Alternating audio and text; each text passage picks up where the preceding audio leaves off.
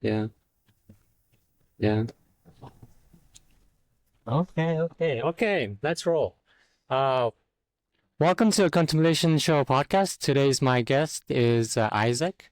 So Isaac is a very interesting figure. So he, interestingly, was working in a corporate industry, and then he made a very courageous decision to transition to open his own business in the wilderness section specifically. So Anjali and I, we went to his trips, and we're like avid members of Wilderness Union. And what I found it very interesting, Isaac, is you had that courage to decide to choose your own path of going to the wilderness. And how did that idea got into your mind? Like, what was the like personal feeling that this was the way, like this is what I feel the most authentic, and I wanna like pursue that road. It's like I find it like it's like a hiking. Like life is like a hiking trip, and then you see a path, right? And you see it, and you when you see this path, you're like, I'm gonna take this path, and I'll see what I will see down the road. Yeah. So I see it like that. And how was your personal experience of running 2.5 years of Wilderness Union? It's an interesting way you put it, because that is kind of how I thought about it. But the idea that it was a courageous move, people who have a steady job often think that. But I think for entrepreneurs, it's not a hard decision.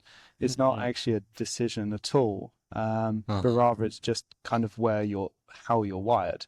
Yeah. I got to a point in my job where I knew it no longer aligned with my values, and I knew I wanted to do something different. But for the longest time, I had no idea what I wanted to do. And I'd ended up becoming very passionate about the outdoors. And while I was kind of trying to think about what to do next, that idea of following what you're interested in is something I've always believed in. And this idea that there are like these red threads sewn throughout the day, and you've got to start paying attention to them. And those are the things that kind of give you joy, or that you want to pull on a little bit. And if you pull on them more, you can find things you're really interested in. And I've always just followed what I'm interested in. And it's turned out well, because those tend to be the things you're passionate about. And if you do the things you're passionate about, you tend to do quite well at them. And wilderness is a very broad, I should say, field. Not a field, I think it's just more of a community. Let's say wilderness community. And you created like your business model is very interesting, that I felt it more personable, like in Wilderness Union, because you don't feel like a customer. You feel like I'm part of this group. Yeah. And that's what I really like about Wilderness Union, that you created, like you collected a bunch of people, like you invited them as a group, and then you have subsections, like people who are interested to running, people who are interested to climbing, or people who are just interested in just bird watching, like you were. I like your hat, man. Like it's a pigeon. So I don't, like personally, I don't understand the hobby of bird watching. Right. I don't understand like how does this bird watching hobby connect you more deeper to the nature?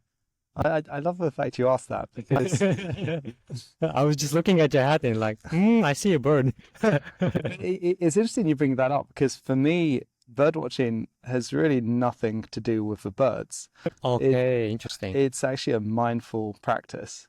Okay, So interesting. Yeah. what I love about it's hardly even bird watching. It's about being present and paying attention to what is around you.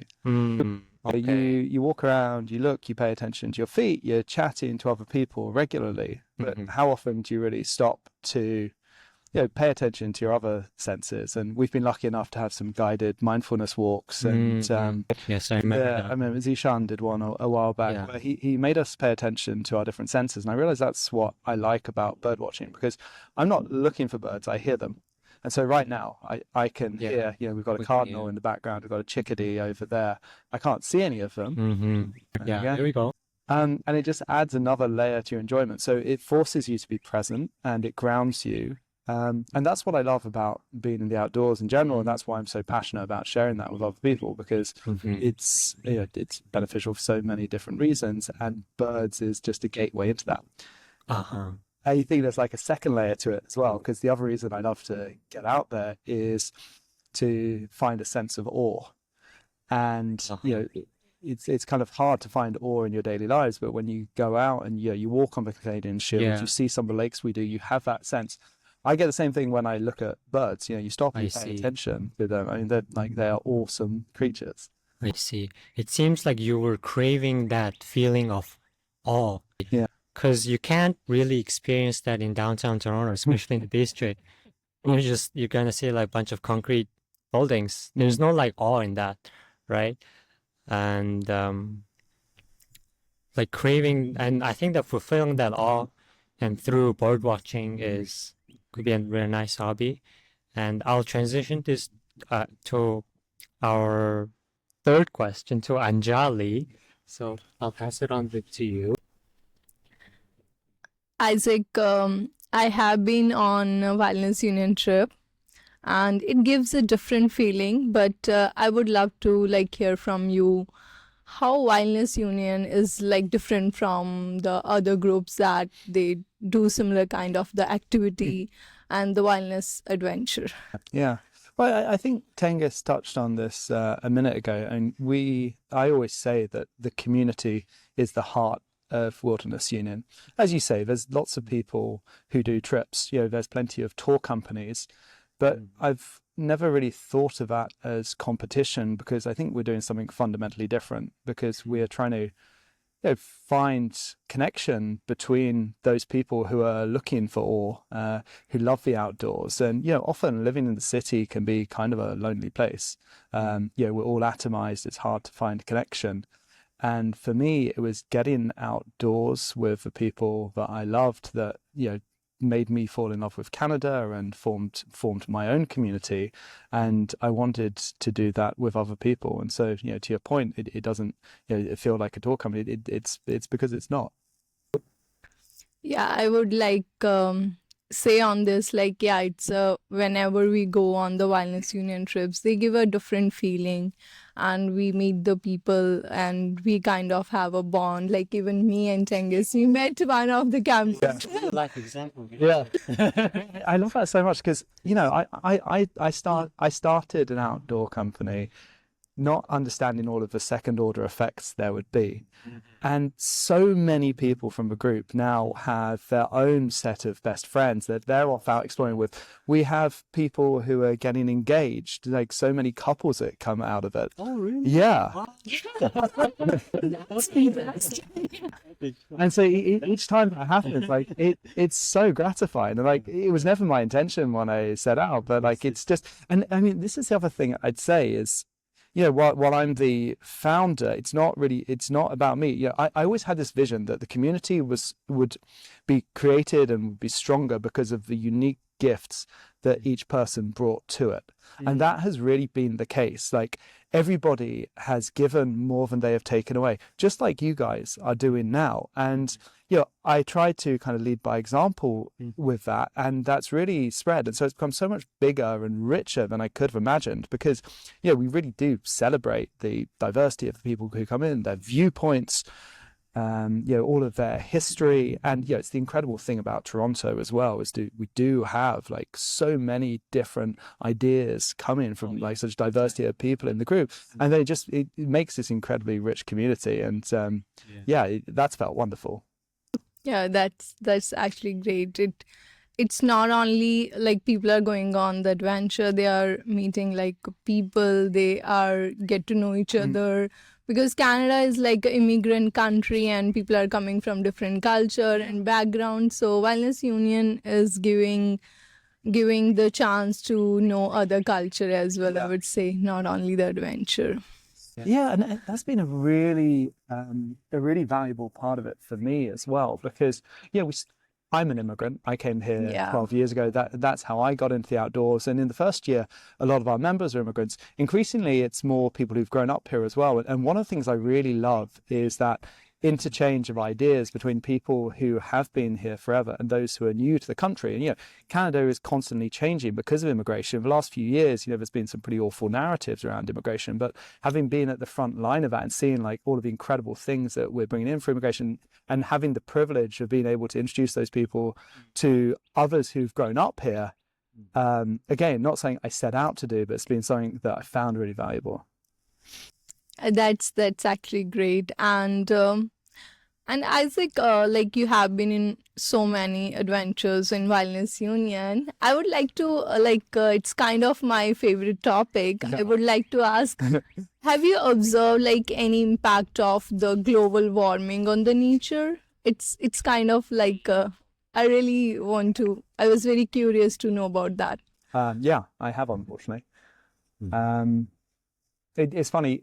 Like, obviously, we're talking about a micro timescale here of just a couple of years, but I'm already needing to take that into account when we plan our trips. So, for example, 2 years ago, there was a very bad fire season. I'm not sure if you remember that, but there were a bunch of places we couldn't visit, and we had to change our plans according to that. Now, we know that is only going to get worse over time. Is it in Ontario? Yeah, that was in Ontario. There were a lot of fires up in Quebec. The wind was coming down and blowing the fire down. But we were in Algonquin when other parts of Algonquin Park, there were fires. Now, when we're out there in the backcountry and we're completely disconnected, we obviously need to be hyper aware of where the fires are and where they're coming. And so sometimes we're checking in by satellite. I was mentioning someone just earlier today about in fact, I think it was to you about the Devil's Gauntlet that's coming up in a couple of months. Now, there's been terrible damage to a lot of the trails just north of Barrie a couple of months ago because of this terrible ice storm. Now, we've always had ice storms in Ontario, but those are happening more frequently. And, the amount of damage caused by them is getting worse and is happening more frequently. So, yes, we're seeing that. The other thing is also the lack of biodiversity. So, again, I haven't been here long enough to see that, some of these things are happening over generations. But, I read books about when people first came here and, the skies were black with birds flying over and you were basically tripping over beavers. Now, we know that beaver populations are a tiny fraction of what they were a while ago. We know that, songbirds, we've got a few of them here, but there's relatively few of them. And, you don't necessarily notice it if you haven't had all of those things in the first place. But I'm always kind of aware, like a bit of a sense of sadness, frankly, at how quiet it is when we're walking through these places. And, there's, forgive me for kind of going on to something a bit bigger here, but like one of the reasons I started Wilderness Union and wanted to do this is, because I am haunted by climate change. I see the changes. And I want to be able to do something about it. And for me, it was falling in love with wilderness that made me care about it and want to get involved in some way. And my hope is that by introducing as many people to it as possible, I can get other people to become advocates for the environment and start to think about their choices and advocacy, where we can actually do something about it rather than feel powerless, because it's very easy to feel powerless about this. Yes, Isaac, like it's very important to connect with the nature for our generation and for the coming generation. If we really understand like what nature is for us, then only we can care and we can put effort to tackle the climate change and all the effects that are coming. Tengiz, would you like to continue? I think like Wilderness Union has like a specific group that is concentrated to environment. Do you think so? Yeah. No, I think you have that group on the Discord. Yeah, right. Yeah. Yeah. And when it comes to climate change, I think we as like individual or groups have to do our part, like our responsibility. What would be the Wilderness Union's responsibility as a group to fight climate change? Yeah, I mean, what I remember is you advocate us to like very simple thing. get your garbage. That's the least we could do. It's a real sense of responsibility when you're introducing people to the outdoors for the first time. So, we try and talk about leave no trace principles. On all of our packing lists, we tell people bring a garbage bag. Yeah. And, I like to actually be seen picking stuff up, because then other people will learn, okay, this is just what you do when you go out and hike it. And it may not be the case, most people don't bring out a garbage bag and actually pick up stuff when they're out. But that's a really good thing you can do.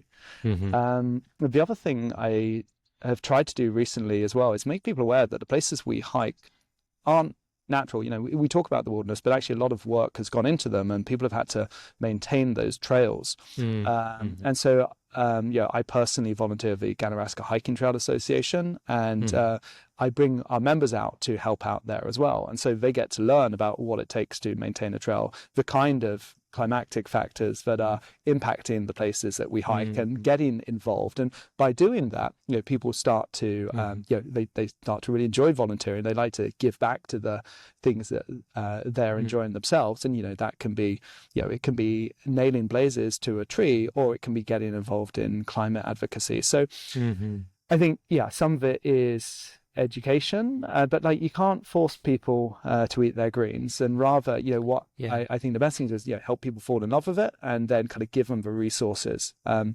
an organization, we at the beginning of every year we figure out what our scope 1 climate emissions, carbon emissions are going to be, and then we purchase verified climate credits or carbon credits to offset that, which feels a bit trivial, but I don't feel good about the fact, we still have to drive a gas vehicle, for example, to get up to trips. And so we're actually having a negative impact as well. And so, it's thinking about that. And that's what's been so helpful about the Climate Committee. So Shivaka, Britt, other people there have been really helpful, thinking about what we can do. And, that's an ongoing process. Yeah, it's an ongoing process. And I think it starts with awareness. That's the basic in education. I want to transition to your personal trips. Sure. Particularly the ambitious ones. Yeah. I believe 1 year ago, you went to Yukon. Yeah. To do paddling trip. Yeah. How many days did you do? I think so. We planned 11 days paddling. We were going from that's Carmax to Dawson City. But the Yukon River actually carries you really fast, and we ended up doing it in 8 days. I think. So it was, I think it was 450 kilometers total. 450. Okay. But because the river's moving so fast that you can kind of spend all day in the canoe, it just kind of carries you along. Okay. How's the water Wait, was it extreme or? No, not at all. And it's the funny thing about that trip is it would be a good beginner paddle if it wasn't for the fact if you fall out of a canoe, there's a very good chance you'll die. Because the river's very fast moving, and the banks of the river are sometimes a couple of kilometers, 3 kilometers across. And so if you fall, if you tip the canoe, it's very difficult to get into one side or the other. That said, there's only one set of rapids on the stretch from Carmax Dawson City, and that's on the first day, and they're only, I think, class 2. So it's really not that challenging to paddle, and you've got everything else on top of it, like the grizzly bears. But the water itself's okay. Actually, on the subject of climate change, that was one of the places that felt most present. So every year there's a race from Whitehorse to Dawson City, and it had just been cut halfway through because of the forest fires that were going on when we were up there. And actually, when we were up there as well, we had to paddle through several kilometers of forest that was on fire, and it's not common to have fires of that scale up there, and that's becoming just we've now got a fire season, and we're having to live with that. And in terms of ambitious trips, what was your failed trip? I failed. Did you what was did you had any experiences of a crisis situation that you had to maybe getting maybe getting out from the canoe or like dropping your bags, those kind of, So on my personal trips, and like learning from the mistakes as well. well, that's the thing. When you do your personal trips, you can take a bit more risk, and Risk, yes. for me, it's partially about the excitement. I like to kind of take it to the edge of my abilities because Yes. that's where you're learning new things. Obviously, it's very different when you're taking other people out. Like we are a risk management business in some ways. In some way, yeah. Like you're not necessarily aware of it, but so much thought goes into how we can keep people safe on trips. One example is we had people out on Georgian Bay Islands over the summer last year where a tornado warning came in. Oh yeah, I remember that. And over time, I got a message from my guides. So they had a satellite communicator. So that's how they were able to stay in touch with me. And then it turned into a severe warning. And it looked like a tornado was about to hit it. And so, we coordinated with the park. We found shelter for them. And in the end, we got a boat that we'd already had contacts with to come and evacuate them in the dead of night and get everybody out. Oh, wow. At the time, it was a pretty terrifying experience for everybody, especially for me dealing with it, 200 kilometers away. But we'd already kind of thought through, what our risk mitigation was going to be for everything. Yeah. And so everybody got out safely. And for the people who went on the trip, it was like the most memorable trip they've done that they're going to be talking about. Yeah, I think that's the beauty of it, risky trip.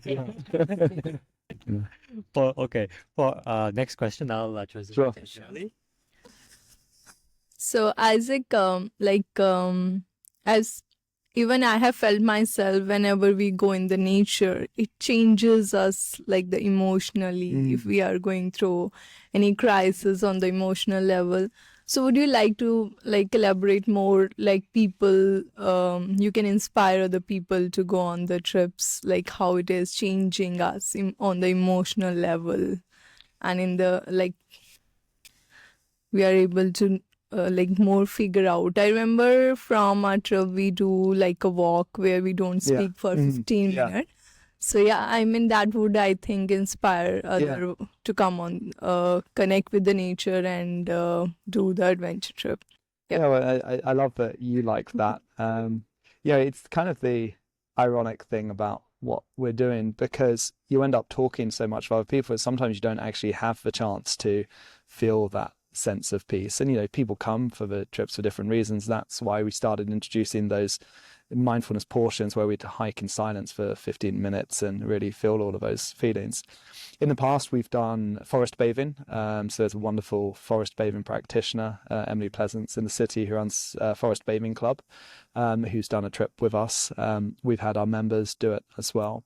One of the things we're trying to do more of as well are these disconnected hikes, where we have people leave their phone at home. That's great, actually. Because we all feel that we're addicted to our phones and technology. And, even I feel like I look forward to the trips because I know I'm going to put my phone down. I'm going to be disconnected for the day. And I would really like to encourage people with that as much as possible. So, we haven't focused explicitly on a wellness angle, just like we haven't really focused on other angles. But if you provide that ground for people, they will kind of naturally take it. I like that. I like the fact that you transitioning wilderness to a wellness path, because in terms of phones, I don't know that I'm addicted to phones. You're not aware of that. But as soon as you're disconnected, you kind of start to get away. Oh, I was actually kind of addicted. Yeah, right. You kind of realize that the camping trip or in a hiking trip. And I think what I want to ask in a more personal experience, how does a really good trip, either it's hiking, camping, canoes, whatever you want to call it, how would you define that was a really good trip? How does it feel to you? For me personally, or for the group? I would say, let's say both. Both, yeah. And there's so many things that go into that. For me, I think of the sense of wonder. is there a point where you feel a sense of wonder? For me, I think every camping trip I do in some way is trying to recreate that feeling I had as a kid when the first time I lay down on the back and I looked up at the stars and I realized how incredibly tiny I was. And it was terrifying, but it also kind of shaped how I've thought about the world ever since. And I think it's one of these things that's particularly important when you live in the city, to remember that we are a person that on a spinning rock that is just a speck of dust in a massive universe. And the things we worry about are really quite insignificant. And I think when you do that, you start to care about, community and the planet as a whole. So that's one thing, like having a sense of wonder. I think I also love to discover something new. So on my personal trips, I want to feel like I've done something I haven't before, and like built something myself. Yeah, discovery and like building yourself up. For the group trips, often it's about seeing a group come together and bond. Often you see that happen over, sometimes it's over a day or sometimes it's over a few days. But what we normally do on the last day of our camping trips is a campfire reflection. So, we'll have everybody around the fire at night time after dinner, where we'll like reflect on the trip and what we've taken away from it and what we're going to bring back with us. And people often get really emotional on those trips because being out like this for several days at a time, or even just several hours at a time, I think one of the really special things about being out in the outdoors is that it forces you to think about the things that you haven't been thinking about. You can't avoid it. And so often you find yourself having these conversations with other people as well. And so that thing that maybe you've been pushing to the back of your head, that's going to surface, and you can have a conversation in like a non-judgmental way in a really beautiful place. And it makes it so much easier to talk about that and process it. It can kind of be therapeutic. And that's such a rewarding thing, both personally, but also to see for other people. Yes. And I think you're giving us the environment. Yeah. I think that's the important part. Exactly. The environment. And I think like wilderness, like being in the wilderness, it's our natural state. Like that's how we used to live, right? I think I was talking to one of the guys. I think you remember his name. He was a guide in the Bruce Peninsula. With Brian? With a hat. Rory? Rory. Yeah. I believe it's Rory. I think so. Yeah. So I was talking to him like we were hunter-gatherers. Yeah. And I think we should be hunter-gatherers. Maybe in the near future, I don't know. How will this civilization will go, right? But I think like that's our natural state, and you can't escape from it, right? Even when you live in the metropolitan area, you crave that feeling there. You feel like something's missing. Yeah. You keep going to experience the feeling that you lost on the way during civilization. And aside of wonder, what, as a group, how does it feel? I think what's the natural state of groups to be in? I think it's like a sense of communication and wonder, but in the long term, how would you sustain that? How do you... I think it's like a difficult question to ask. Do you mean how do I sustain the community bonds? I think like in terms of sustaining, you sign up for a couple trips, right? Yeah. 2 or 3, and then how would you try to connect those people on the long term? This is something I thought about a lot, because in our first year, in a way, like from a business point of view, we were kind of too successful, because we introduced people we solved everybody's problems. We showed them how to find the outdoors, we taught them how to do it, and we gave everybody a friendship group. And then they kind of said, well, we got no more use for Wilderness Union. And yeah, I'm personally very happy about that. It's no way to run a business. So I thought about, how do you deepen that community? How do you give people more value? How do you support people for like all of their outdoorsy activities. And so we really expanded what Wilderness Union as a company does and as a community does. So now as part of your membership, there's all of these free clubs. So we have a run club that was running here last night. We have a climbing club. We've got a book club.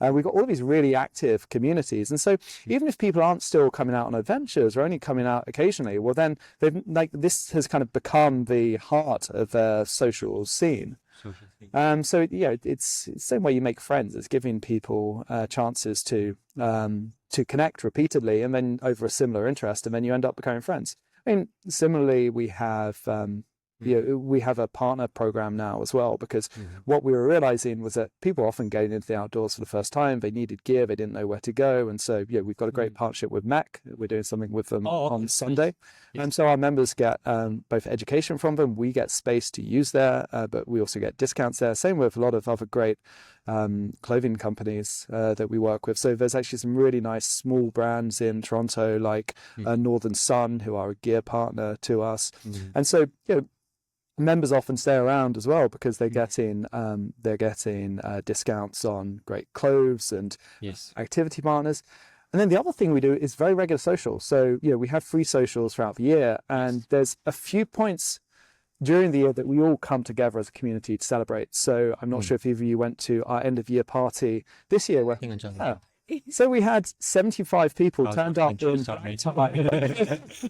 So people turned up in black tie and cocktail dresses, and we all came together as a community. And I think it's many times to reinforce that, like, we are the wilder ones, and we are like unusual in the city. Yes, because if you live in a city, so many people, you talk about needing that connection to nature, but so many people have kind of forgotten that. And I think there are those of us who go and we search for that, and we're actually kind of a different breed. And like trying to find those people in a city is really important. And so bringing it's hard as well. Like it's hard as well. And I found like Wilderness Union through Instagram, and I was like, I was like, well, there's this group. I was like, okay, I'm gonna sign in, because I was craving, like, I don't want to hike alone, but I want to like hike with other people. And what I found most extraordinary is winter camping. I think it's very ambitious, especially in the winter. I think it takes a lot of gears and takes a lot of just like organizational, just like lots to prepare. And I was seeing in the website that you guys did a good job of organizing winter trip, and for audiences, I think people might say like, why would you want to camp in the winter? Just stay home, man. And how different is winter camping compared to, let's say, summer camping? It's very different indeed. Like in terms of like wonder or like experiences, I haven't done it, so I want to ask like it's a very special experience. I mean, one of the things I love about camping in general is it puts you back as a hunter-gatherer, where you are responsible for your own survival. Yes. Because you are out there in the woods, you've got to feed yourself, you've got to shelter yourself, you've got to keep yourself hot, get water. That's true of winter camping. It's all just a lot harder. And so all of those feelings are magnified, and that sense of accomplishment is magnified as well.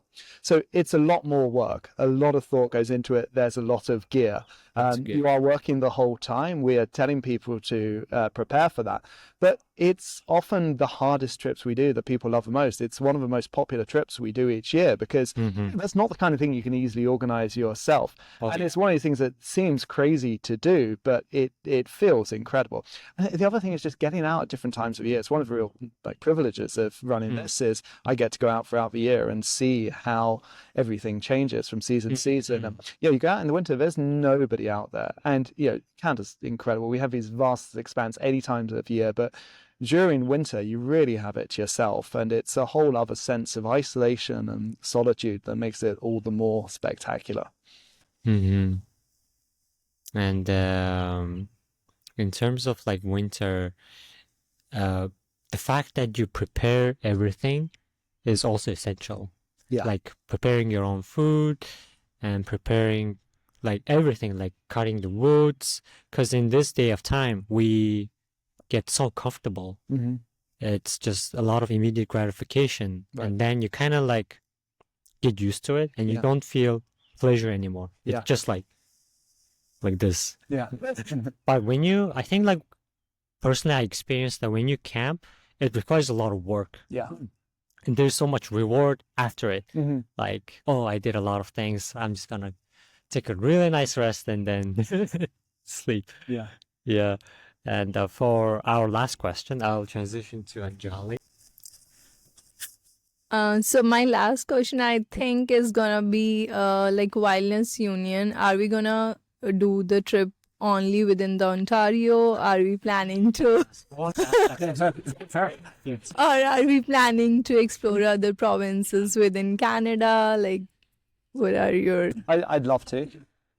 We were looking at doing Quebec this year. It got a bit difficult to plan, but it's certainly a long-term plan. I mean, we want to get things really well organized and running really smooth in in Ontario first. And one of the incredible things about Ontario is we have almost limitless things that we can do here. That said, there's a lot of wonderful stuff to do in other provinces, and actively looking at expanding the kind of places we go to as well. I would love to explore the other provinces with Wilderness Union for sure. Wish you best of luck. Yeah, I was thank you. also thinking Yeah. like, if you would maybe like spread to, I don't know, US, but I don't know about the immigration situation right now. Or like BC. I think Yeah. BC would be pretty cool.